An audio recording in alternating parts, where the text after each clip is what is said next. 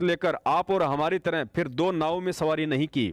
सोचो उस समय एक धानक को कौन भगवान मान सकता था। आप और हम सभी परमात्मा सतगुरु रामपाल नहीं हूं वो सतगुरु, लेकिन उन्होंने सच्चाई बताई जो आज सभी प्रेमियों को स्वीकार करनी चाहिए। और वर्तमान में पृथ्वी पर एकमात्र सच्चे सतगुरु संत रामपाल जी महाराज जी की शरण ग्रहण करके अपना आत्म कल्याण करवाना चाहिए। बोलो सतगुरु रामपाल जी महाराज की जय हो।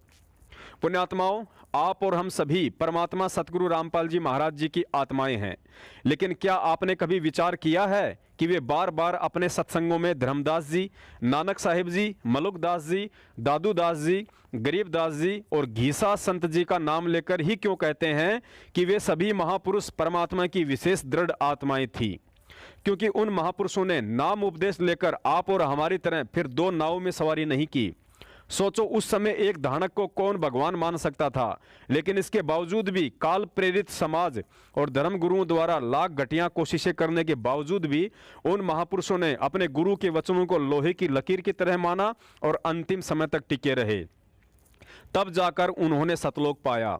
आज वे सभी महापुरुष उदाहरण हैं हम सब के लिए कि जब तक आप और हम भी अपने गुरु के प्रत्येक सन्मुख और सत्संग वाले आदेश पर उनकी तरह दृढ़ नहीं होंगे, तब तक यही भटकते रहेंगे। अतः प्रार्थना है आगामी 1000 वर्षों तक इन अफवाहों और मनगढ़ंत ऑडियो वीडियो का दौर ऐसे ही चलता रहना है, क्योंकि काल को चिंता है कि कोई जीव शंका रहित भक्ति करके यहाँ से सतलोक ना चला जाए।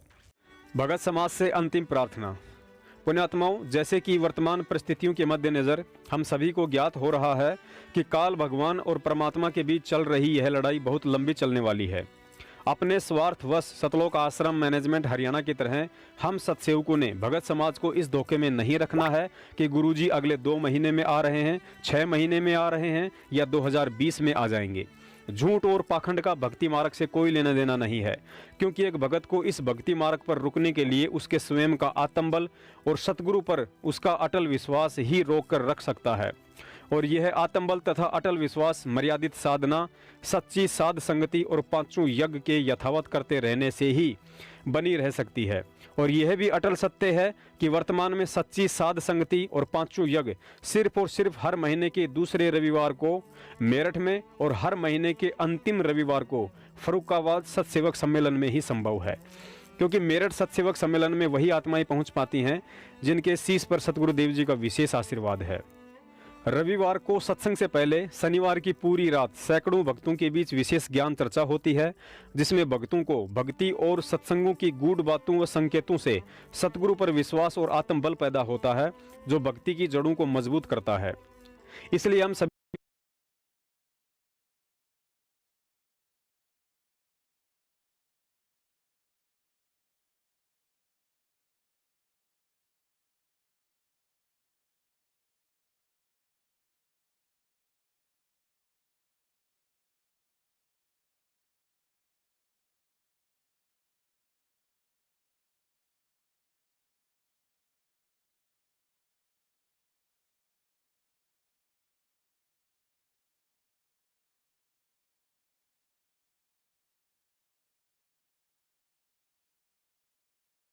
से निवेदन करते हैं कि आप जब भी किसी भी सत्सेवक सम्मेलन में जाएं तो शनिवार को ही पहुंचने की कोशिश करें, ताकि ज्ञान चर्चा का आनंद और लाभ उठा सकें। परमात्मा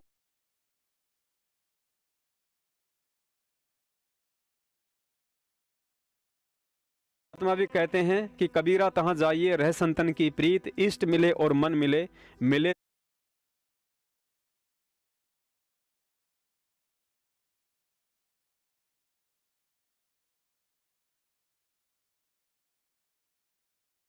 सकल रस रीत। मेरठ सत्सेवक सम्मेलन में वही आत्माएं आती हैं जो सतगुरु को मनुष्य या कबीर जी का अवतार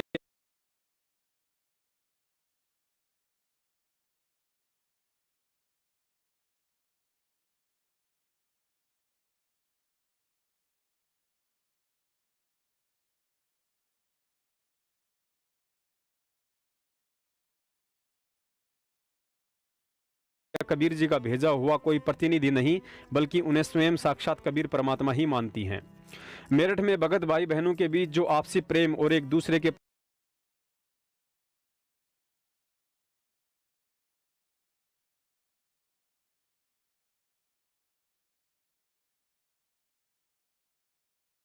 प्रति